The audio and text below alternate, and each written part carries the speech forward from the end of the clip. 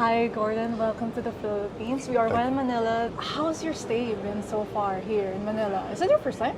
Yeah, I mean, we started this project 2 years ago, and so to be here, fully open and full, and the excitement in the kitchen with the young Filipino chefs. I will say one thing though, when I started, my traveling back in the early 2000s across the whole of Asia, I think the Filipino cuisine now is a standalone identity that we can be incredibly proud of. I was recently in Australia working, and one of the best restaurants in Melbourne was a restaurant called Soraya, Filipino young head chef, I think incredible. Some of the best restaurants in London now, Filipino. New York Times just listed one of the best restaurants in New York, Filipino. So finally, it's getting the blanket of coverage it deserves. And then let's not forget the complexity of Filipino cuisine, and then the regionality, and how these regions blend in this incredible cultural melting pot, and then the historicness of it, just in terms of how far it goes back.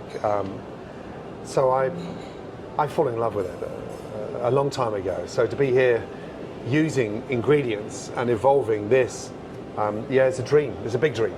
It's amazing. Do you have a favorite Filipino food or something that you've tried that you really love? Yeah, I think the sinigang.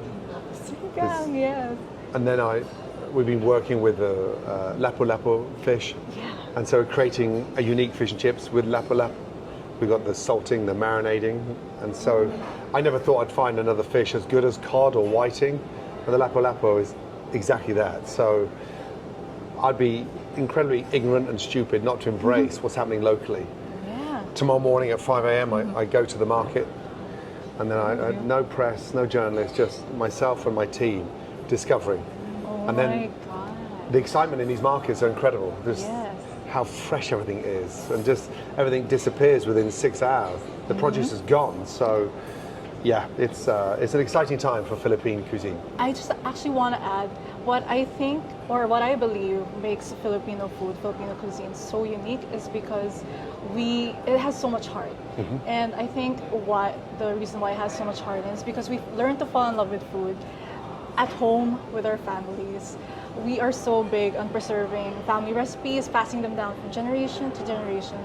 Do you have a recipe from your family or something that you developed that you want to pass down to your kids and hope that they would pass down to their kids? Yeah, it's a good question. There's something uniquely attractive about the humbleness of the Filipino cuisine.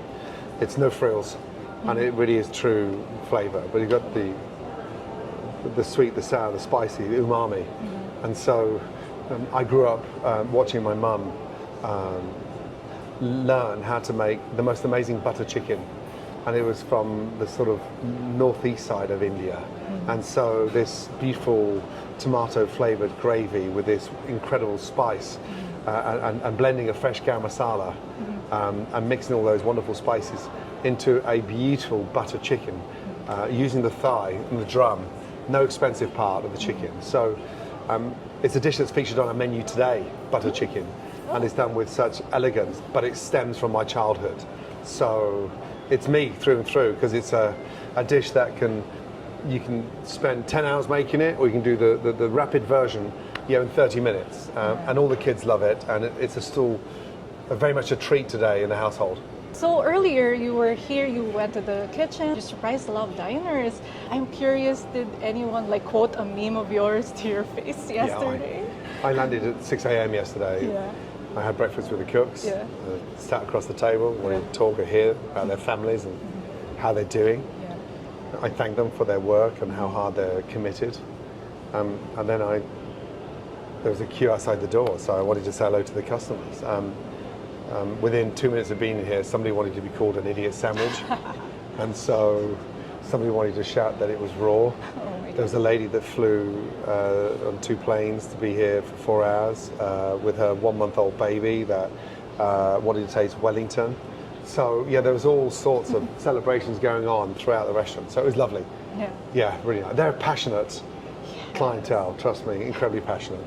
Indeed. And then Thursday night, there was a DJ.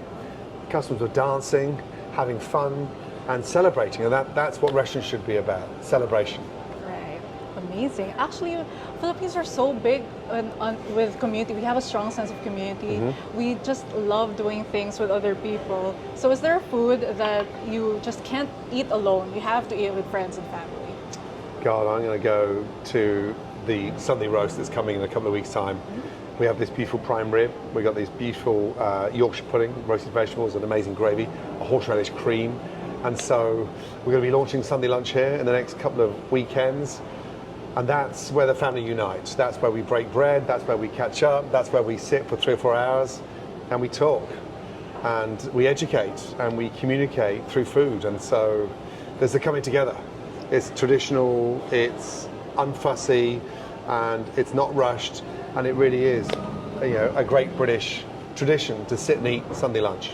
Okay, so we're going to play a mini game. Right. It's called Eat or Pass Pinoy Food Edition. First we have adobong pusit or squid adobo. Yeah, I would absolutely eat that. Really? Right now.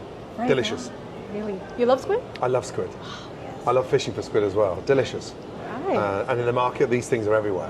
Fresh squid, literally hours old. Yes, definitely eat. Ooh, intestines. isaw. I would definitely eat that as well. Yeah, barbecued like that. Look at the colour on that barbecue. 100%, So yes. good, yeah. Yeah, but also I go back to my childhood.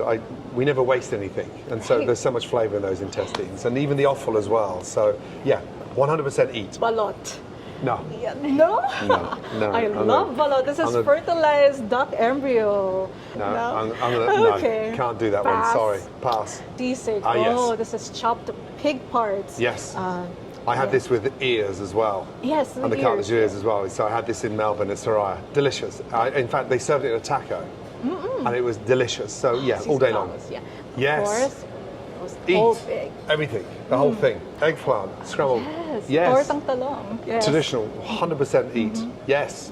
This is a watermelon Stew. sinigang. The watermelon's there to cool the acid and the richness down from the marinade. 100% eat. Dinuguan. The blood, Yes. the blood stew. Yes. Pork. Yes. Pork blood. Yes. 100% definitely.